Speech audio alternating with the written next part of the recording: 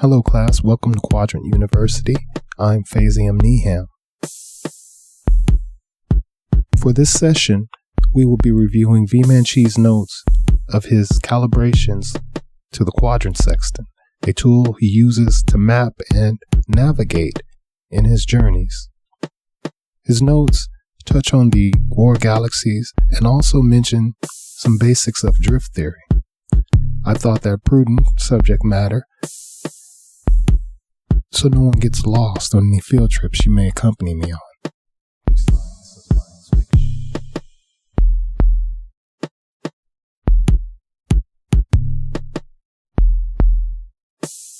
Theoretically, hypothetically.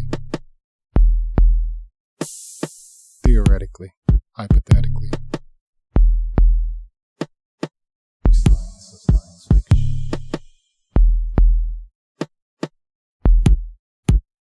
This is the quadrant sextant navigation process. We'll begin with a basic sphere. And we're going to break it down into sections. A upper linear division, a lower linear division, and also 4 divisions on top, 4 divisions on the bottom. We're going to have one perception view of 2 on the top, 2 on the bottom, even though we know that the upper consists of 4, the lower division consists of 4, a total of 8.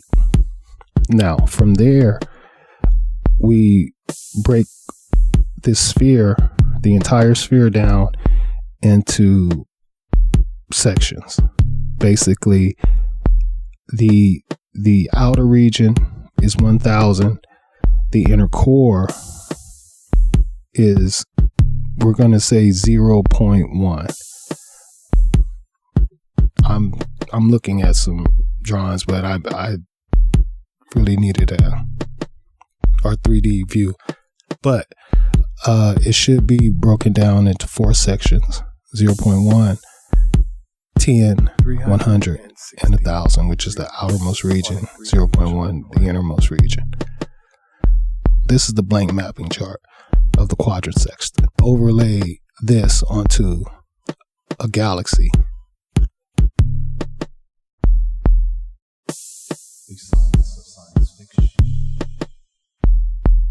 Hypothetically.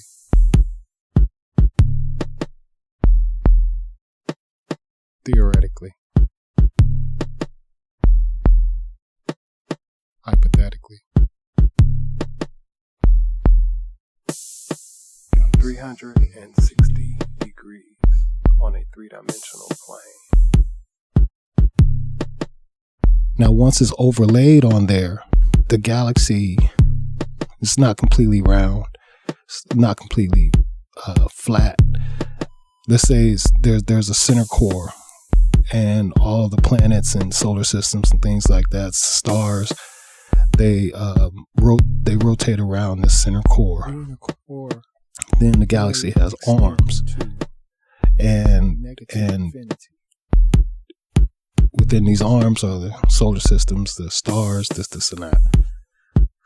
And from what I'm imagining is that even though there may be a disk, as far as like a center, most populated region, there also may be more arms in a circle that basically encompass this whole galaxy, as far as making it more or less round.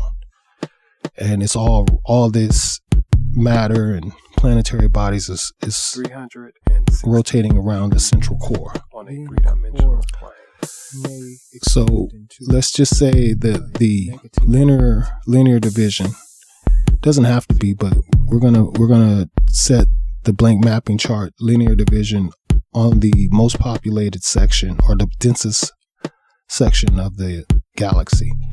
Hypothetically. And then the other less potent regions or less dense regions are going to be spread out inside the sphere. 4 sections on the various arms. 10, 100, or swirls. if we can imagine that. The science of science fiction.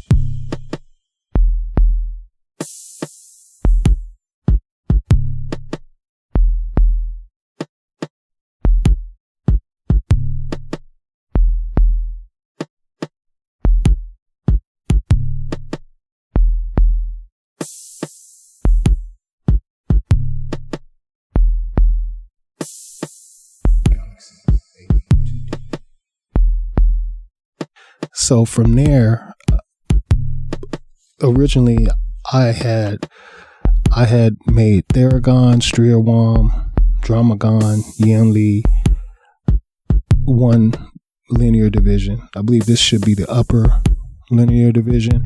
And then these are different names also, but Quantum Tigre is the same name, but I had Amacros, Eonocean was laid out. And I don't know if Veracindi was laid out. So the lower region would be Quantum Tigre, Veracindi, Amacros, and Eonocean. Total of 8.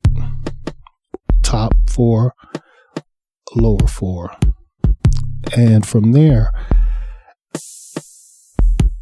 let's just say that we're looking at Theragon and Striawan, Quantum Tigre, and Veracindi. Theragon and Striawan at the top, and Quantum Tigre and Veracindi at the bottom.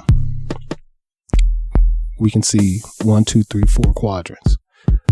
From there, let's just divide it, and we're perceiving that we're looking at these 4, and there's 4 in the rear, but this frontal, our most anterior portion, we're looking at.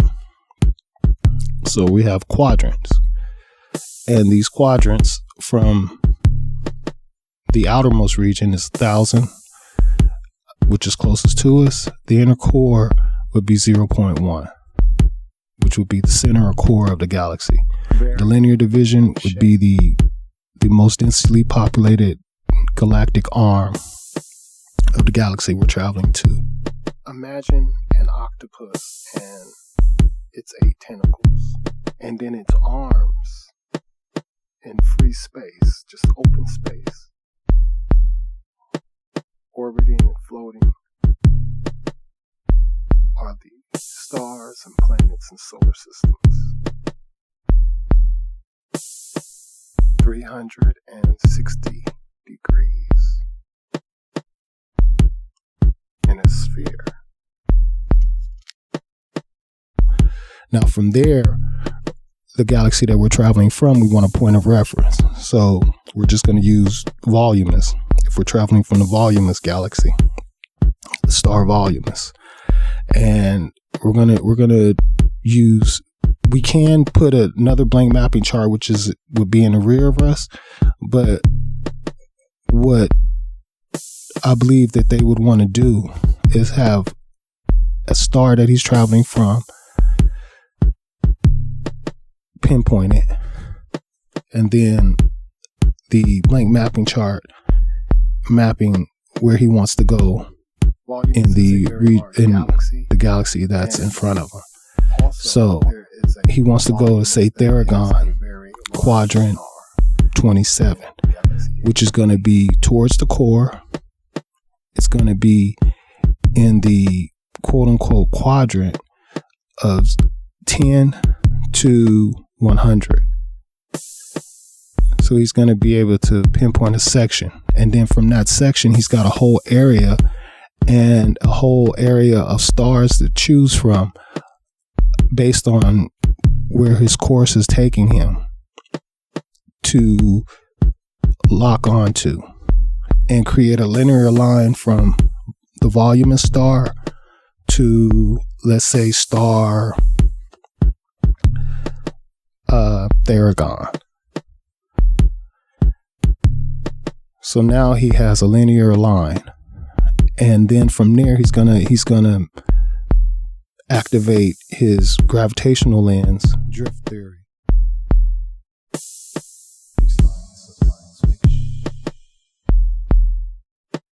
And keep in mind, these galaxies are in motion. Voluminous is a very large galaxy, and also there is a voluminous that is a very large star in galaxy A2D.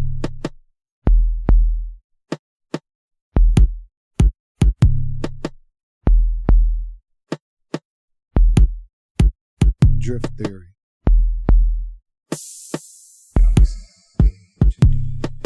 And now we're going to work on this premise. So the premise of the gravitational lens is that he's locked on to 2 gravitational points of these stars. Also, he's got points of reference because he's overlaid the mapping chart in front of him as well as the rear. Now, from there, he's going to be able to, with the equipment based on the gravitational lens, map out a course to take to ride the gravitational tides. In free space, I want to call it, which would be the emptiness of the great expanse in between galaxies. There's still, I was going to say it would be friction free, but I quote unquote, I don't think it would be, because there's still going to be gravitational forces based on the, in my opinion, the produced by the galaxies, the planetary bodies. But all in all, let's say just the galaxies, just to make it simple. And the galaxies that are around, even the distant galaxies. The War galaxies are galaxies within our reach. Got Quilateral and Voluminous and several others. Ruba, I believe it's Ruba 1, Ruba 2. But Ruba 1, Ruba 2, one of them is the Milky Way. These galaxies are moving at various speeds, different speeds. Some larger, some smaller, varying in size and density. The inner core may extend into a negative infinity, 0.1, varying in size. So, what's going on is now the computer is able to navigate based on the points of reference, the stars, the gravitational pull of the 2 galaxies, and it's going to, and the AI or annex intelligence is going to be able to calculate and navigate which gravitational tides to ride to get them to where they're going, because one, it's going to take a lot of fuel to get from one place to the other. Use drift theory and drift on the gravitational currents of the universe. Theoretically.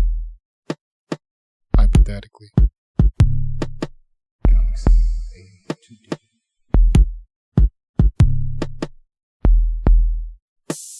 Thank you for attending today. And I'd like to consider this our very first field trip into The science of science fiction.